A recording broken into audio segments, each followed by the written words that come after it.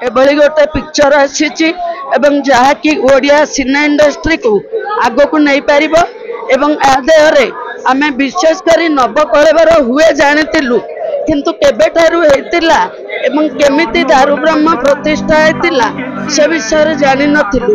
तेणु जगन्नाथ उद्देश्य मुझे नीलाचल निवासाय नित्याय परमात्मने बलभद्र सुभद्रा जगन्नाथाय ते नमो।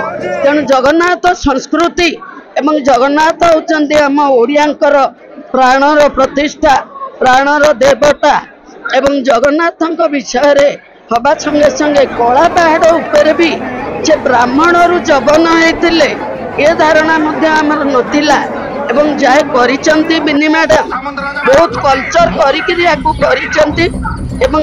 यही भाया पिक्चर आसिले ही लोक मैंने देखा आग्रह प्रकाश करेंगे।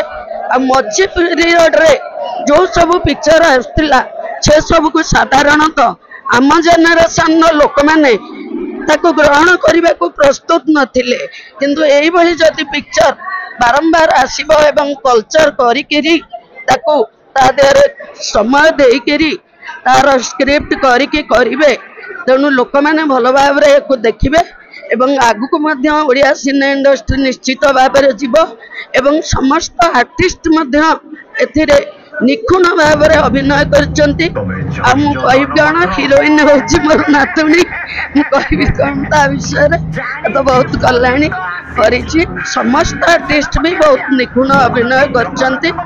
एभली भाव में कला प्रस्फुटित होइछि एवं सिनेमा अति महत्तर होती कल्चर करके आगु पिक्चर करंतु सिने इंडस्ट्री निश्चित भाव में चलो एवं माड़ खाइब नहीं।